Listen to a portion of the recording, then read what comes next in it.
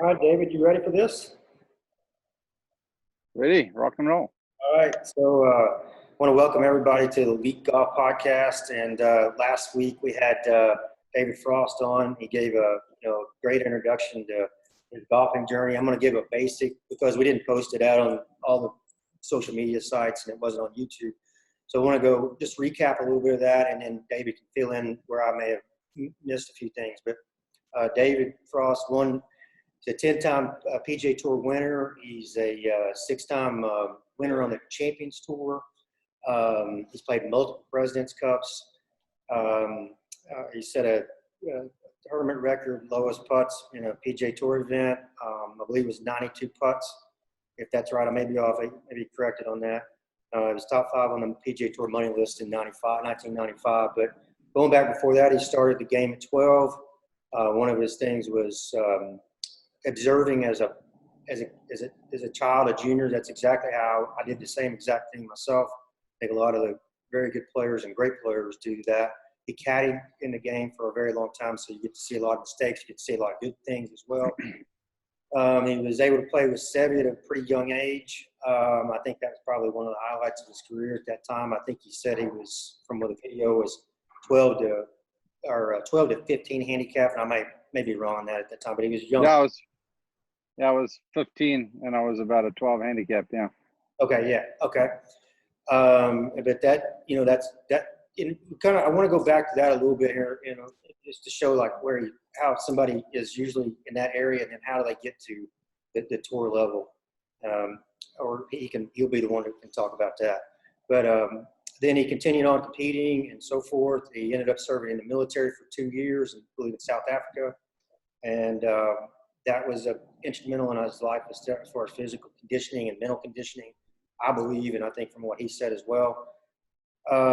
His favorite player was Seve. He got to play and beat Seve 9-8, and they got it reversed on him another time as well, like everybody probably. But and then I think I don't remember the event, and if you can help me out with this, but the most nervous you ever were was, I believe it was a South African event, if I'm not mistaken, but it was a 6-foot putt. But I couldn't remember the event that was. Could you go in? Yeah, it was the Sun City $1 Million Challenge, which starting in the late 80s, Saul Kersner built this golf course and hotel, which Saul was also the builder of and founder of Atlantis in the Bahamas. And it was Saul's idea to build a championship golf course, and Gary Player did the golf course. He invited 5 guys to play, and in the beginning, the total purse was $1 million, and there were only 5 guys, winner take all. And then, it became an event on the calendar. They increased the field to 12 guys about 7-8 years later. Then it was about maybe 36 guys, and now it's become a full European Tour event. But it was the highest paid tournament in the world for quite a while. And we played in December every year, and they would invite the best players in the world at that time. That was the tournament. That's a dogfight, man. 5 guys going at the challenge. Yeah, I mean the funny thing about that is you got 5 guys playing the golf course, but yet you got the stands full, and it just takes 2 groups, and then it changed to 12. So you got 6 groups of 2, but everybody's packed on that green for maybe an hour, and that's it.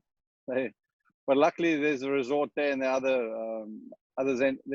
other means of entertainment. So people love that setup, and they just did an amazing job. There were 8,000 people around the 18th green. Wow! And so you said Gary Player put that together, right? Was a part of putting it.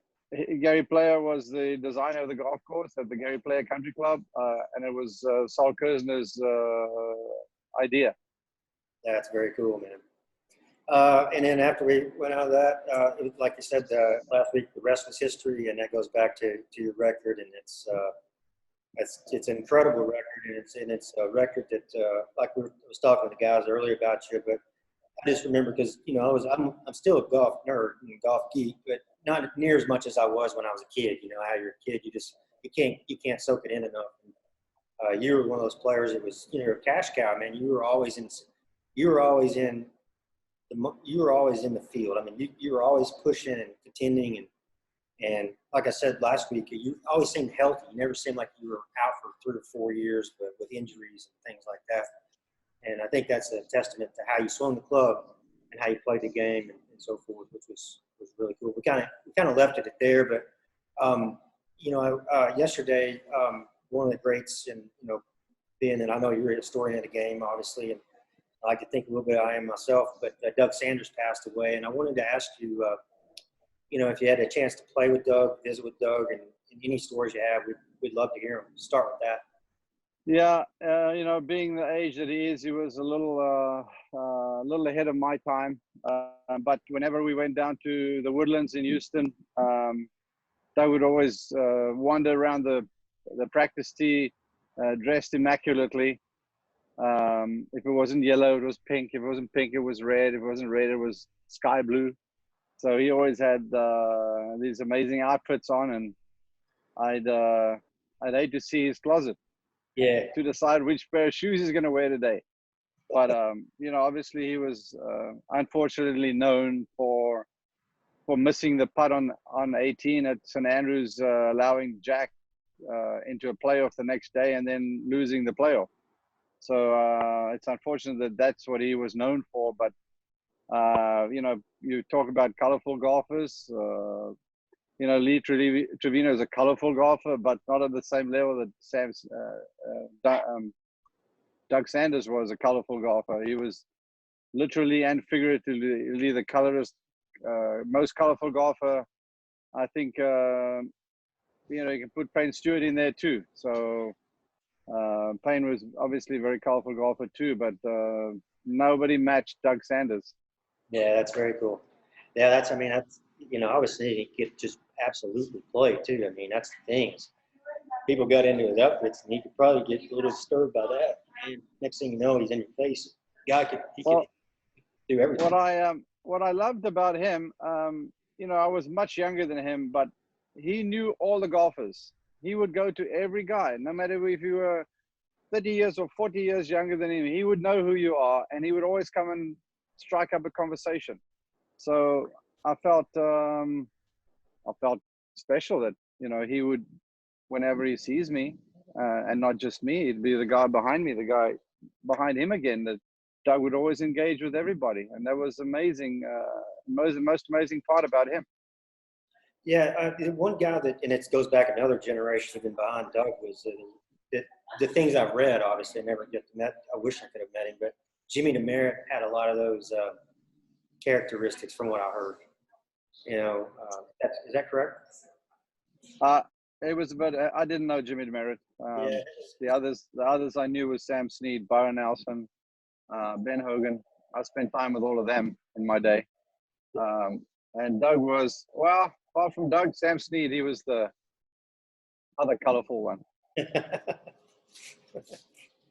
Colorful stories, right? Yeah, Sam was amazing. I started my my winery, and I wanted to dedicate a vintage to a golfer starting in 1998, and I approached Leroy Neiman, and he agreed to do the labels on the bottles for me, and I started with Sam Snead. So it was a Leroy Neiman designed Sam Snead bottle. Then I moved on to Arnold Palmer. Gene Sarazen was 2000, and Jack Nicklaus was 2001 vintages. I'll show you that someday. But that's how I engaged and spent some time with Sam Snead. I would go and ask him, you know, if he was willing to do this, and I'd pay them a fee that went to their foundations.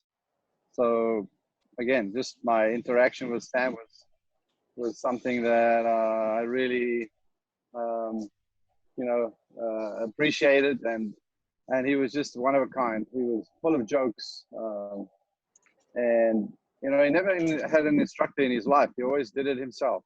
He had an amazingly strong grip.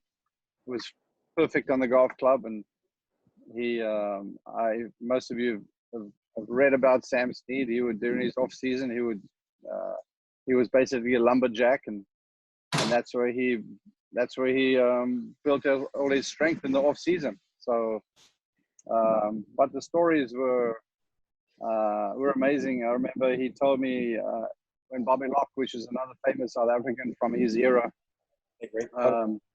came over to America back in, I think must have been 45, 47, 8 around there.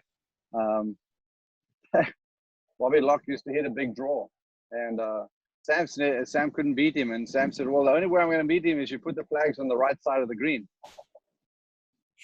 He said, I still couldn't beat him. And they, well, a different story. They said to Bobby Locke, hey, they said he's not going to be a good player. He's got a weak left hand. He says, that's okay. He'll take the check with his right hand. There were a lot of stories. But Sam was great. Sam was great. Ben Hogan, I was lucky enough to be contracted to the Ben Hogan Company for many years, from about 85 when I first joined the tour till 94 when the company was sold. But yeah, spent days with Ben Hogan at the factory and at Shady Oaks. One day I built up enough courage to ask the guys in the pro shop, look, I know he goes to practice somewhere, and where does he go? So they said, well, just go over the hill to the little par 3 out there, and he'll be around later. So I took my golf bag and shag bag, and up I went to the top of the hill there, and about 20 minutes later, Mr. Hogan came driving along. He just tipped his hat and off he went. And I saw him about 20 yards away. Built up enough courage to walk over to him and say, Mr. Hogan, do you mind if I let you hit a few balls? And he says, sure. He says, and after a while, he looks at me, he says, what club are you hitting? I said, I'm hitting my 2-iron. He says, take my 2-iron, go hit it. So off I went, my little spot where I was hitting balls. I took his 2-iron. I shanked the first ball, cold shank. And I kind of knew he heard me shank the ball. And then I hit another ball. I shanked it again. So I looked down at his shaft, and it was about this much stiffer than my 2-iron, the step down to the hosel. And then the third ball I hit okay.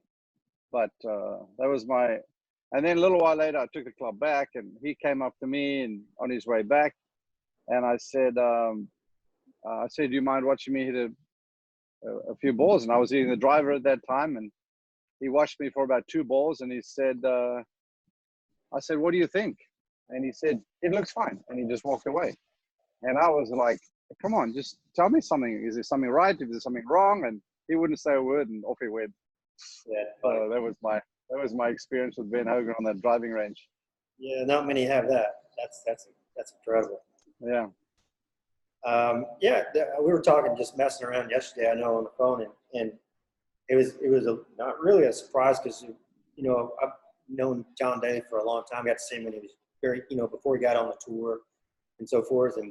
And I know it was interesting to hear you talk about him yesterday. And, he's a character, man, but that dude can play, and he has some serious talent. And I was somewhat a little bit shocked, but you said his most talented guy you've ever seen. It's the most talented I've ever seen, just raw, take all the other aspects of the game out of it. And you just raw and grab a club and hit. He's pretty, yeah. Yeah. You look at a guy that's got a perfect golf swing, you wouldn't think he has a lot of talent because, with that perfect swing, he should be playing like golf out of his boots because, there's nothing wrong. But when you get a guy that's got an unorthodox golf swing, like a Jim Furyk or a John Daly even, now that guy must have talent, right? More than the guy that's got the perfect golf swing. Yeah. Because to put all those pieces together is a lot harder than a guy that's got the perfect golf swing. So, seeing John Daly and seeing him manage the club from way beyond parallel on an 85-yard shot or a 75-yard shot, to control that club and the speed and the distance, that takes talent. Takes talent. I think of it's a little bit off the subject, but not too much. But like in boxing, for example, if you train traditional boxing, and you're 1-2, 1-2, and everything's real tight inside. Then you watch somebody that's like a Deontay Wilder now that's throwing punches over the top and weird angle. They had never seen really. That's like stuff you'd see in the street that doesn't make sense and doesn't work, but it does work. And it's that talent. It's like, and if they land on you, you're in big trouble, you know. And you can't really. You could be technically most sound in the world, but you get some of these people that have this freak amount of talent and power and precision and finesse, and everything involved. And I think Daly definitely covers that for sure. Oh, that's for sure. He's a gracious You human know, being, great yeah. capacity. Well, you get the extreme to that again is I'd rather be with a guy or coach a guy or that doesn't have talent because he doesn't rely on his talent. Yep. And works extra hard. Whereas you get a guy that is really talented and everybody says to him, you're so talented, So he just feels he doesn't have to practice because he's got this talent, all this talent. No, so that's the difference between these two people, shall I say. No, I agree 100%. I see that through the teaching. I had I won't name any names, but it was a junior I worked with a long time ago. Made it up, should have. Yeah, you never know how far it could have got, but very, very talented. Long arm, 6'3", and good, strong kid in high school, much less through college training and all that. But everybody was feeding his brain with too much BS and, oh, you're so good, you're so great, you hit it so far. And, he couldn't finesse a wedge. I took him out one day and just roasted him on the golf course. I said, all we're going to do is we're going to hit from 150 to 125 to 100. You pick the shot, but we're hitting 18 shots from there and beat him like a yard dog. And I said, this is, imagine playing somebody that's on the PGA Tour, what they're going to do to you. And it's still, I tried everything I could do to let it sink into him. Like, you got to learn how to play the game and not find everybody's stuff. And he was exactly what you said. He was just so talented that nobody could really, he couldn't get out of his own way. He needed somebody to say, hey, I tried my best to say, hey, you're not near as good as you think you are. And you're going to see it when you get in competition, especially in college. There's a bunch of guys.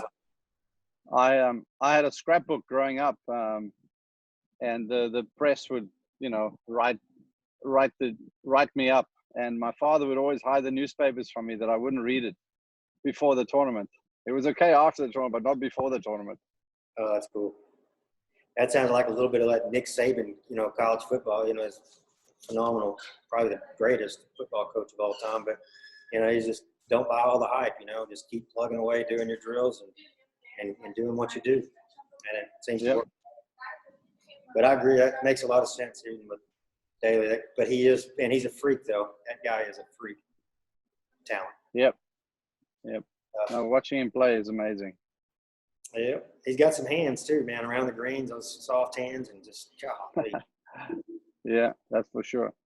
So I wanted to ask.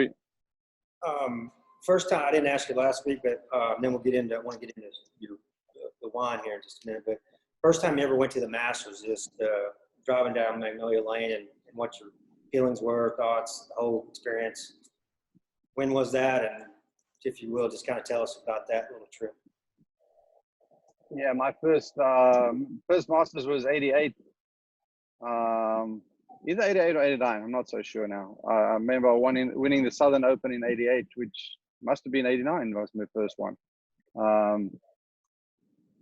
I went for a practice round, stayed at the greenkeeper's quarters, the green superintendent. They were like just to the left of where the par 3 is now, on the second tee box. There was a house there.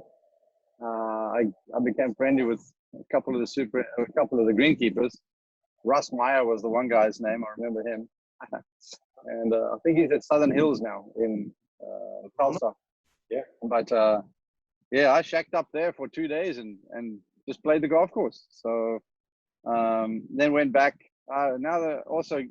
Gary Player had a caddy that had a regular there, but now Eddie. And Eddie used to caddy for Gary, and Gary says, "Oh, I'll give you my caddy." So Eddie was my my caddy for the first year that I played there, first 2 years, matter of fact. My first Masters, yes. When the pairings came out, I was paired with Peter Jacobsen. Wow. And about an hour before the tee time, I hear Peter Jacobs withdrawn. Peter's withdrawn because he's had a bad back. And they've given me a marker to play with. And the marker's name was Billy Joe Patton, who, as an amateur, almost won the Masters. So, you know, here I'm playing my first Masters with a really famous golfer and an amateur. So I remember that. I remember that well. And then, yeah, just the golf course, you know. I suppose at that time, you know, I wasn't phased because I was you know, on top of the world back then. You feel you belong, and I wasn't nervous. I wasn't, you know, I was prepared, and I think that that meant a lot. I don't think I made the cut the first time, but I was prepared, and I really enjoyed it. It was like, you know, I've earned my way here, and I was playing with the best players in the world. So it was a great experience for me. Yeah, that's really cool. Yeah, it's probably wasn't a bad thing to be hanging out with the greenskeeper either at Augusta. Yeah, it's a funny story. Yeah, that's pretty good. I mean, the accommodation was definitely not 3-star.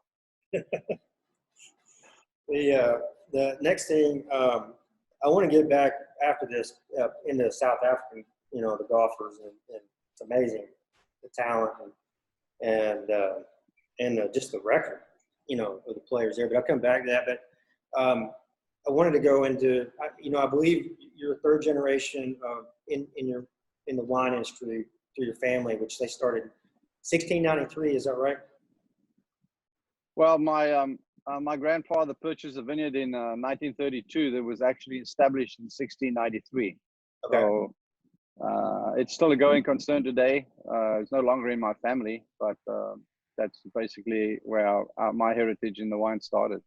Okay, so it was like, okay, that makes more sense. Then you bought yours in 94, is that right? Yeah, 94. I grew up on a grape farm about a mile from that property which my grandfather owned. And I left the business in the meantime, but then in 94, yes, I bought my own vineyard. And my brother and I, we ran that business for, you know, quite a few years. And so I've had my brand out since 94. That's cool. When did you bring it to distribute to the U.S. as far as? So I made my first vintage in 1997. Okay. So it got here in about 1999 was the first vintage that I released in America. Oh, that's really cool. And I know your son and daughter, they're in Fort Worth right now. I'm in Fort Worth, I should say. And I believe their distribution center, if that's correct. Yeah, my daughter runs the business out of Dallas, Texas. That's where her offices are. And we have distribution in Texas, on premise. We have places that sell it, Texas, Florida, and New York. Outside of that, we can ship direct to anybody that wants to log into the shop frostwine.com. Is our direct page to the shipping of the wines, and you can read up about it there. Yeah, and your banner behind you, it says, you know, it's to frostwine.com or www.frostwine.com. They can go in there and just find a link to shop as well, right? Yeah, it's just called shopfrostwine.com, and it takes you straight to the order page. So we have a Sauvignon Blanc, which is a dry white, and then 3 different reds, a Shiraz, a Cabernet, and a Pinotage, and then a red blend after that. So they all retail for about $15 a bottle. We're doing a special during the time of the COVID-19, where you can buy the wine for $9.99 a bottle if you order 12 bottles. Wow, that's a pretty good deal, man. Yeah, it's, you know, it's tough times right now, so we just thought we'll try and use it as a marketing angle as well, and just give the people the opportunity that don't travel to stay home and maybe order a few bottles to the house. And, you know, if 12 bottles is too much, just share it with your neighbor. Yeah, you know, and it's got to be on the essentials list. If you're stuck at home, man, you got to have your wine. Definitely, definitely. Come 5 o'clock, you start thinking, what am I going to have? A white or a red? Depends on what day, right? Monday, Tuesday, Wednesday. Yeah, I only have about a glass a night at every day that ends in Y. Relax a little bit, though. That's part of it. Yeah, and glass of wine a day is good for you, especially the red wine. That's why people in France and Italy and Spain have such a long lifespan. They have at least one glass of wine a night. Yeah, and they always just look healthy too. You know, they don't ever look, Yeah. frail and One thing that's been interesting, well, to me not, but to people in general, whenever I do my wine events at country clubs, I try and do a wine tasting around a chip and putting demonstration, and I'll serve the white wine outside, and I'll go inside, and the chef would have prepared a different course with each wine we serve, and people are kind of surprised at how cheap my wine is, but coming from South Africa, our land isn't expensive as, say, Napa is, for instance, or Bordeaux, France. So, those places have to amortize the price of the price of the land in a bottle of wine. So, that makes the wine expensive already. And, labor is very expensive there. Labor is a little cheaper where we are. So, again, you got great value for money. And I just think that at that price point, we really over deliver as well. yeah, I know, and I know your travel schedule is insane because you play on the, obviously the Champions Tour, and from what I saw last year, it looked like you had a very active schedule, and it seemed like you were playing about every week. But how often do you get a chance to go back to the farms and check out everything? I'm sure. So yeah, I like to go back November, December every year. If there's a new vintage that comes out and I need to approve a style or a vintage, I'll ship the samples over here and make up 2-3 different samples. We'll decide which one to go with. With the Trader Joe's one, we ship the new samples to Trader Joe's every year. Since it's a change of vintage, they just want to taste the new change of vintage. I have this one brand with Trader Joe's where we do a Sauvignon Blanc and a red blend, which is a red blend is the Shiraz, the Cab, and the Pinot all together. So that does really well for us. So I don't go back that much. I still like to compete on tour, and leaving here for 2 weeks is, it's almost like a 3-week trip. So I just stay here during the year and go back when the season ends. So one of the things you were telling me, I believe last time we talked, maybe last week, that the weather in South Africa, where the region where you're at is, well, there's a golf question of that too down the road here, but also like for the wine in general, where your farm is, that it has a kind of a special climate and makes it a little bit different than others, and I think that's. Well, yeah, if you can imagine, the tip of Africa, this is where South Africa is, right at the tip. So we have the Indian Ocean coming from the north, southeast, and we got the Atlantic Ocean coming from the, say, northwest. This is very advantageous for the grapes, because at night this cool summer breeze then blows over these vineyards, which cools down the grapes at night, and it's great for them. So the sun that they get during the daytime, they get cooled at night by these cool breezes that come from the ocean, and it's ideal for growing, especially Sauvignon Blanc. This is a wine that likes those kind of climates. The warmer areas that grow Sauvignon Blanc, the wines tend to be a little bit more fuller, not as crispy as Sauvignon Blancs that come from South Africa or New Zealand. I'd say a good way to understand it in this country would be, I would prefer a Sauvignon Blanc from Monterey, which is close to the coast, rather than a Sauvignon Blanc from Napa, because those Sauvignons are going to be a little more fuller, and it's a nice food wine, but I prefer it a little crisper. And then, South Africa, you just go inland, 10, 15 miles inland, and then we can really do well with the high sugar levels that we can get in the grapes, because of the temperature that our our different areas give us. We have a lot of microclimates, a lot of different microclimates there where we have higher temperatures, where you can get the ripeness in the grape, like the Napa, for instance. So we have a lot of those pockets that we can grow really good red wines as well. Well, that would seem like they would take obviously a ton of experience, but obviously wine's been around there for a long time. Yeah, it was really it was golf that got in my way. I knew, the natural thing for me was to know when the grapes were ripe to pick, when the pruning needed to start. When bad weather was approaching, when our grapes were ripe to pick. That's disastrous, because the rain brings cooler temperatures, and once you ripen those sugar levels in the grape, you don't want the sugar levels dipping and causing the quality of the grapes to go down. So those were things that I learned, as a young boy. That would be sort of conversations that my dad would have with us. So, to me, that was second nature. Yeah, I know one of the things too, it's a little more serious, very serious actually, but you posted, I think it was maybe a couple of years ago or a year ago, I can't remember about, there was a lot of, and so I'm going to let you feed into this, but it was the farming there that there was a lot of farmers were being attacked. It was it was terrible what was going on. And I have to let you take over because that's really the basis of what I got. Yeah, it was just very bad politics, the government, and it doesn't want to sort of own up to the fact that there are these bad, farm murders taking place. And, it's just very sad that this was happening.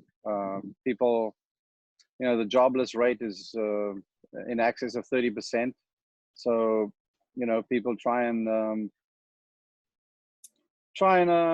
break in to steal food, and sometimes it's a robbery gone bad.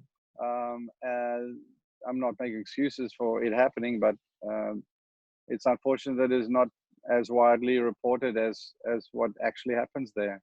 It's very sad, but maybe a blessing in disguise is the fact that the coronavirus has kept everybody at home now. They've had a total lockdown in South Africa at the moment, where you can't leave your house. So right now there's no one around, and it's it'll prove a point.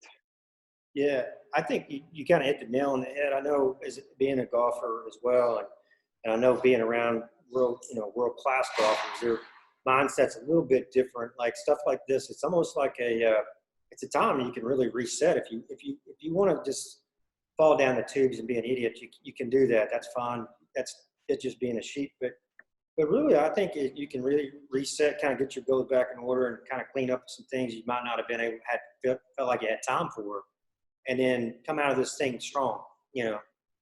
And yeah, it's unfortunate. I'm not a spokesperson, so to speak.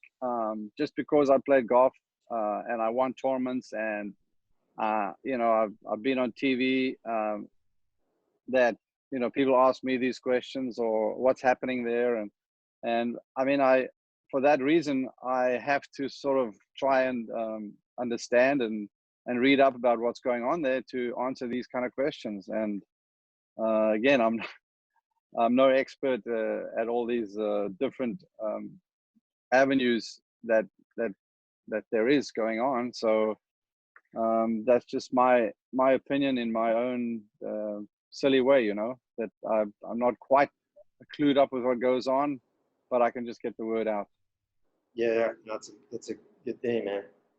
I wanted to come back off of it just a little bit, because when I think of South African golf, I know the very first, gosh, I have his books, watched him play. I was I was really just kind of born when Gary Player was kicking. But I go back with history, and Bobby Locke is really where the guy because when you brought it up, I was like, man, that was in my list today, to bring up Bobby Locke, because he hooked, he hit everything. He hooked his putter from what there's footage of him where you can see him kind of break his wrist, and kind of kick the putter, and but you talk about an underrated player. He would just smoke people.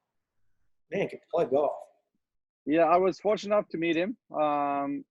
He hung around at some of our events that I played. He would come and visit. You know, golf was his life. He would come and visit at the tournaments on a Sunday evening, and he would be there in the bar drinking beer with the guys. He had a trick that he always did. He had kind of a sharp chin, and he'd finish a beer, and then he'd stick the beer glass right up his chin, and then he would be sitting talking with a beer glass hanging out of his chin. But he was a character. He was a character. I'm sorry I didn't value more what his accomplishments were when I was around him. I was just a decent amateur at that time. I was playing off a scratch, and you didn't think golf was going to be in my direction someday. So I had a job and I played golf, and there was Bobby Locke. So I wish I had listened to him and spent more time with him. Yeah, he must have been some kind of gamer. I mean, sounded like he was just when I say a gamer, he's not. I wouldn't assume he practiced. I'm sure he did practice, but he was probably just one of those guys put the peg in the ground and go fire away, and take you to school. And interesting story about Bobby Locke was that he came over to America and he visited or dated a lady that lived somewhere near Charlottesville, or I don't know quite where, but Bob Rotella used to shag balls for him. Oh, wow. So if you ever see Bob one day, ask him to tell you the Bobby Locke story. I wish I'd have known that story 10 years ago, because I did see him in Kansas City. Yeah. Pretty cool. Yeah. That is pretty cool. A lot of people don't know that story. That's a pretty good one. And then going up, obviously Gary Player, had his book. It was a great book. All the books back, Golf My Way. Well, it was even before. Jack had a book out before that one. I can't remember the name of it off the top of my head. It was back about when Gary had his out, and they were both just, and that stuff still is legit today as it ever. I don't think it'll ever go away, And yeah, well, I think TV and videos and YouTube took a lot away from people learning the game. You would today you'd learn the game by looking at a video. Back then you learned the game from reading a book. When I grew up, we had no TV in South Africa, and my junior tournaments, one of the prizes you would get if you made a 2 on a par 3, you would get a magazine, the South African Golf magazine. It was just a small magazine, and you would read this. You treasured this magazine because it's the only golf information you had. So that was one of the ways in which I learned, was reading up the tips that different golfers would give. As I say, I never grew up with TV, so we had to learn on what we saw and what we read. Yeah, and what I liked about those things back then, and I agree 100% about what you're saying about, even when I do YouTube stuff, I mean, you get into the techniques, what you like and don't like. It's all blah, blah, but, those old books like that, they had illustrations of holes. If you remember, like, they were like playing golf as they were teaching you. It's like, just a good example is you get a little nervous. I mean, back in the day, of course, you're playing persimmon head and all that. Get down a little lower, make sure you hit that little squeeze cut in there and hit the fairway. That's playing golf, I can't tell you how many times I used that tip, when I was a little nervous, I would tee it down a little lower and just try to hit the fairway instead of, blast. So just get back to your Gary Player. So I spent more time with Wayne Player, his son, and Gary won his last tournament in Houston at the Woodlands in 1978. I was in boot camp at that time, so I wasn't even exposed to a newspaper back then, let alone a TV channel. And we had TV back in '78. But so I started on the tour in '80, on the South African Sunshine Tour in '81, and that's the first time I sort of competed in the same tournament as Gary did. And then moved over to the US. Gary was, wasn't competing anymore back then. So I never really played competitive golf with him, but I moved in the same circles sometimes. And, and playing the circuit like I did from '85 onwards, only then do do you really realize what an amazing track record he had, you know, winning all these tournaments, beating all these phenomenal golfers, coming from a small country from South Africa, taking him 3-4 days to get here sometimes. So then only when I got here, then you only really appreciate what he had done. Not pretty amazing. It was incredible. I mean, all the tournaments and obviously all the majors was always competitive, you know. It was always, Yeah. it didn't ever look like he took much of a day off. I mean, whether it's physically or whatever, the guy was a workhorse and earned everything he got for sure. And then it went on. You know, I don't know the whole lineage as it goes up forward, but there is a trail of players after that are just, it's insane. You know, yourself included. You know, you got Retief, you got. But it's cool to see. It's cool to see now, in my opinion. And it just hit me the other day after we talked. It's like you got Retief, you got Ernie out there on the champions now, which is kind of hard for me to believe, but. But there's more. I mean, then you go down the list and you got Charles Schwartzel that won the Masters. And you could go back. I could go backwards, or you could go backwards way farther than I can on that. But the lineage of players from South Africa. And I wanted to ask you, like, it seemed like they close a lot. Like if they have a chance to win, they usually close. And I don't know if it's in the water or the wine or the blood or what. Curious, man. Well, so, I think first of all, I'll take you back to all the good players in and around my era. It was Gary, and then a bunch of great golfers: Simon Hobday, Hugh Baraki, John Bland. They were sort of Gary's time. Then you had Bobby Cole, was a great golfer. A little bit after Bobby, and that crowd was guys like Nick Price, Mark McNulty, Dennis Watson, Gavin Levinson. That came to play out here in the early 80s. I was a little after them. I was mid 80s, 85. And then just after me was Fulton Allen, or just same time as me was Fulton. And then, 10 years after me, after I started in 85, 94, 93, Ernie and Retief came along. And then 10 years, a few years after that was Trevor Ullman. Yep. After Trevor, it was Charles, Louis, and now the guys that are there now is like Brandon Grace, then Eric Van Rooyen, and a couple of nice guys coming out now. Who am I missing?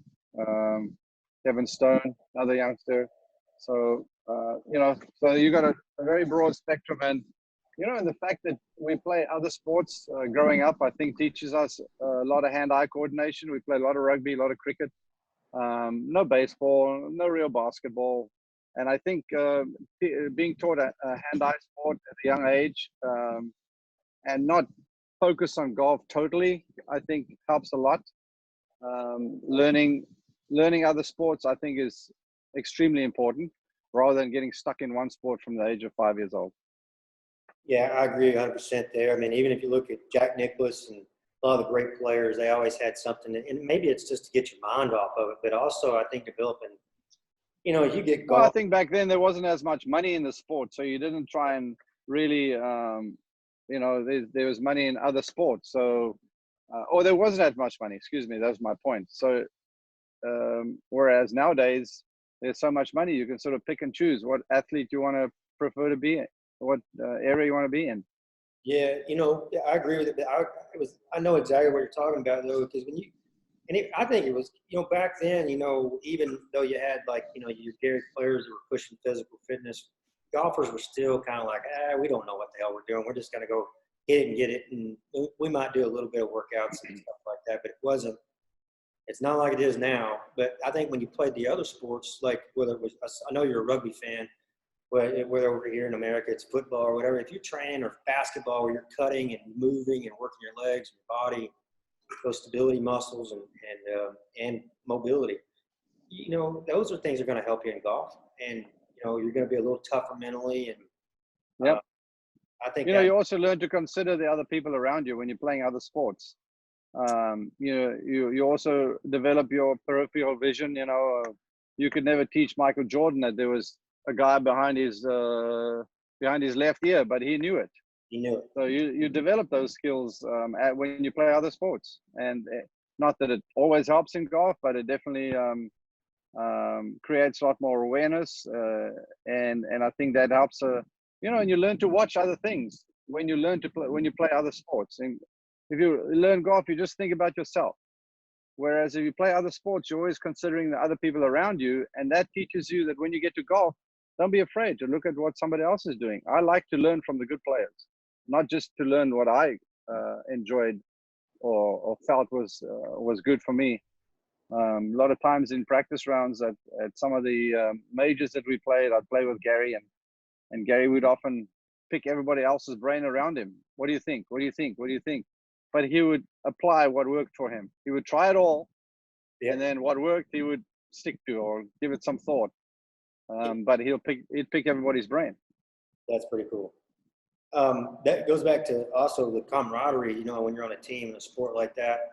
Whereas golf, you can get, as you well know, most of your life, if you're really, especially at your level, what you were doing, you spend a lot of that time on, your own, and, there's not this massive team around that you can pass the ball to. It's just you. I mean, you're in your own arena. Where I would say the other sports, like when I watched the Ryder Cup, was a good example. European players, I've thought this for years. It seems like they have a better time. They're more relaxed. I think it goes back to they have other things they like to do, like they love soccer, they love this, they love rugby. They want to go have a beer together and relax. And you see the American side for a lot of years were so uptight and just seemed like it had to be all about that, and they couldn't just be as one. It's just the nature of competing in Europe versus competing in America. In Europe, we don't have courtesy cars. We don't in and someone picks us up and there's your courtesy car and you go off to the hotel. In Europe, when you travel from London to Belgium or Spain or wherever, everybody flies together. You sort of team up and sit together, and then you take a bus to the airport. In the morning, you have schedules for the buses to leave every 30 minutes. So you sit on the bus and you develop a friendship with guys you're sitting with. And it's just the nature of the way it is in America. You go to the tournament, you get a courtesy car, and you go to your hotel room every day. You drive to the golf course in your own time. So it's a little harder developing friendships like that, especially like me coming from outside. Whereas the guys that grew up in college together, that knew each other, that know each other, they still have those bonds that they had that they built up in college. So it's just it's just two different worlds, and that's how it works in Europe. And the guys are much more connected than they are here for those reasons. Yeah, it shows for sure. I mean, it's evident. I think I think it is the point where it's so evident. I realize that we have to kind of change a little bit of that. I don't think you can fault it. I just that is just the nature of the two circuits, and guys just develop different ways of competing. Yep, no doubt about it. So what's your thoughts on, I was looking at the Champions Tour schedule, and I was talking to Wes the other day. Have you played with Wes Short on the tour, on the Champions Tour? Oh, yeah. Wes, not so short. Yeah, Wes, not so short, yeah. But, he's bored to death right now as well. We were just kind of going over the season. But it looks like there's it was a Senior Players Championship. It's still on go right now. Is that right? Well, right now we've struck out through the end of June. We're home till then, and so far the senior players in Akron, Ohio, is still there. It just depends on how this thing calms down over the next I'd say month. End of May, end of May will dictate when we start up again. And nothing's going to happen on our tour till the end of June. So I'm not saying May is when everything is going to open. I'm saying end of May is going to dictate when we're going to start playing again. Luckily for us, August, September, October, and even November, we have a lot of tournaments, but also a few open weeks. And I would think that we'd be stacking up and maybe play 11 weeks of golf in a row. That'd be awesome. Yeah, I'm hoping that tournament sticks, and you know, you get a good run, you know, through the end of the year and have some fun. You hit that. Yeah, you know, it's not just for us; it's for everybody. You know, we have these these volunteers who love coming out to our golf tournaments. They are amazing supporters for us. We have fans in all these towns we go to. We got sponsors in all these towns we go to that want to entertain their people. So you know, it's just such a 360. You know that we start here. It involves us, but then if you complete the circle, you know, there's so many pieces of this puzzle where there's so many people that have that get great enjoyment out of our tournaments. Yeah, and what I think is really cool about it is, you know, when I've traveled out and out, I guess the first event I went to the Champions Tour was that Senior U.S. Open at the Broadmoor, but that was a big event. That was a lot of people there over the weekend. Well, and considering, you know, it was you know, it's not an easy place to get to, you know, and there were a lot of people. So yeah, our tour has been it's been a great thing for not just us who can keep playing golf till we're 65 years old, but also for people that can get up close. The field's not so the spectators are not so so many that you can really get close to the players. And it's you know, and the sponsors, we have a lot of businesses that we can entertain, and we entertain. This business is their employees and their people that work for them, obviously employees, and then they're different companies that work with them again. So so we have a lot of support out on our Champions Tour. Absolutely, and it's awesome to watch. What I think you clients. The word I was looking for was clients. What's that? No, the word I was looking for was clients. Our sponsors all have clients, so we entertain them and their clients. Yeah, I think you hit the nail on the head too with the public. You know, like, because they love the Champions Tour, especially the events live, because you know, I know when you get to a PGA Tour event, there's a circus effect, and then you got the ground effect. But when you come to Champions Tour, you do, even though you guys are, it's not like you're clowning around out there. I mean, by any means, trying to win a golf. Oh, no. They do feel. No, the guys are serious. Guys are serious. You get there, you know, everybody uses the fitness truck, and we get there 2 hours before our tee time, an hour and 45. You know, we warm up, and then we warm up hitting the golf ball. And we spend 4 or 5 hours on the golf course, and then some guys go and hit balls again after the round. So, no, there's no it's no joke to be out there, you know. No, it's not. That's the one thing that, you know, people feel like they can approach a little bit more to a certain level, but they love that they can still. Yeah. These are the guys that they still got it. I mean, when I go out there, it's like I'm not looking at anything that I didn't see that back from when they're on the PGA Tour. I mean, some have gotten better over the years. Yeah. So it's just fun, a lot of fun to watch. You see a lot of different. I think you see more shots on the Champions Tour. When I coached on the PGA Tour, I guess is for a year and a half or whatever. And then when I came over to the Champions, I just see more shots. I see like the game that I remember as a kid. Yeah. A bit more than the new game. Well, it's also, I was just thinking, it's a 6 day a week, 8 hour a day job. Yep. That's right. You know, and like, I mean, it's typical, like you said. There was another question I wanted to ask you before we get off here. Was this is one of the things that I learned as obviously as a coach, was a little bit, observant. But when somebody has the lead, say you got the lead, all right, Saturday night you got the lead, you don't tee off until,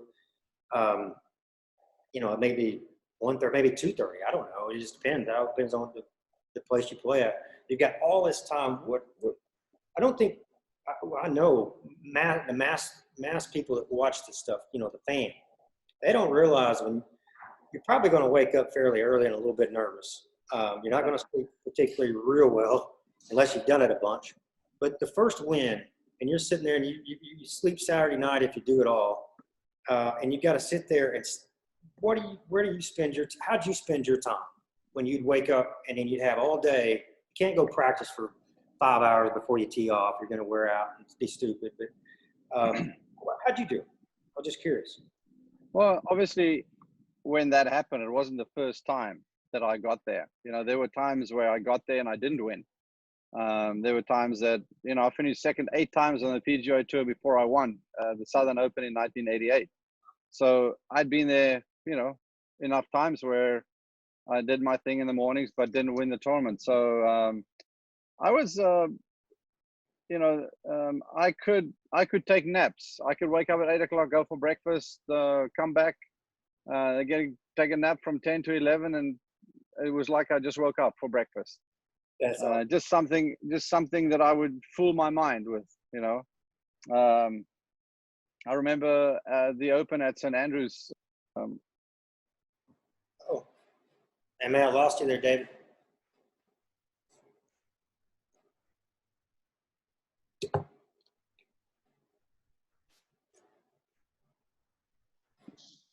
Sorry about that.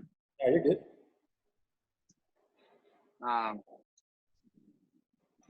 Thought I turned that Wi-Fi off. We'll start over. I don't know.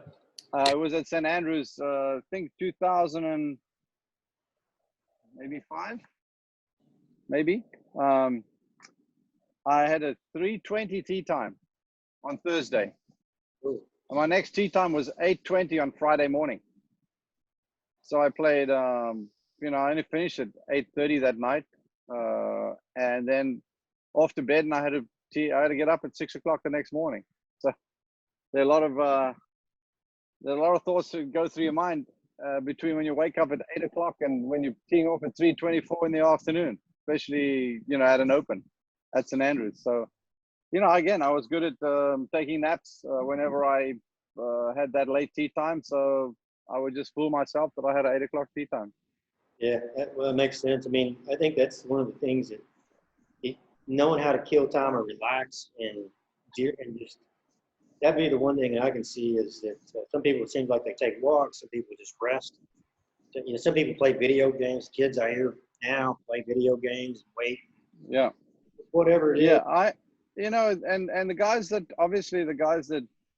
do win, they handle it right. And maybe, you know, maybe it's the guys that find it hard to deal with that kind of time lapse. It just gets to them. And, you know, some guys can't handle it. They, you know, and some guys just handle it really well. Yeah, and I think that maybe comes with experience and failure too. I think that getting your head kicked in a little bit, that's just part of anything. And then all of a sudden you kind of, like you said, you were second, 8 times, and then you're like, okay, no more. We're gonna win this thing. And then history's, you know, kind of set from there. That same week I was in the locker room, and Ed Fiore said to me, "Hey, it's about time you win out here, you know." And I won the tournament. I beat Bob Twain in a playoff at the Southern Open in '88 in Green Island, Georgia. And the next week I saw Ed Fiore, and he goes, "I didn't really mean it, eh?" So, yeah. Well, I guess we can start to wrap it up, but I'd like you, if you will, tell everybody again, we've got your banner there, but just kind of tell them a little bit, recap how to get to it, and then we'll go from there. The website. Yeah, we can ship wine directly to your house. If you go to shopcrosswine.com, we can deliver the wine. Our price point right now during the COVID-19 is $19.99 if you order 12 bottles of wine. And if 12 is too much, just share some with your neighbor. We got a Sauvignon Blanc, and we got a couple of reds, a Pinotage, a Shiraz, a Cab, and a red blend. So it's a good deal. Enjoy, and stay hunkered down, stay safe, be patient, and we'll get through this together. That sounds awesome. And, I said last week and I'll say it this week is it's a family owned business. They're right down the street there in Dallas. We're in here in Fort Worth. So we've got a lot of golfers that follow us here at the Champion Circle. And then of course with the Elite Golf Performance, whether you're in Austin or wherever they can ship it wherever it needs to go. But you should check it out. We can do it in about 35 different states. There are a few states we cannot ship to. There you go. So you should take advantage of this. David is not only his career says it itself, but he's a player's player. You can tell that by probably seeing what he's doing here, and he's a fans player. So if you don't know much about David, which is kind of hard for me to believe, but if you don't, you should Google it and check him out. This guy's a phenomenal player, but a fantastic person and definitely a family man. And I'm very lucky and very fortunate to be sitting, getting to ask questions and learn a lot of cool stories. Well, thanks for those kind words, Matt. It's been great talking with you the last couple of days ago and today, and texting back and forth to let this happen. We neither of us are techie guys, so I think it was a major accomplishment getting this done. It is for me, I can assure you that. And but yeah, we kind of have our own teams helping us out a little bit. That doesn't hurt. But I want to continue, David. Maybe we can get after it next week and put up some different topics and sure, telling some cool golf stories and pumping the wine out, man. So great. Anytime. I'll think of some more stories, and I would love to be back. That'd be awesome, man. Hey, it was great having you on, and we're very lucky to have you. Fortunate. See you, my friend. Thank you. Bye.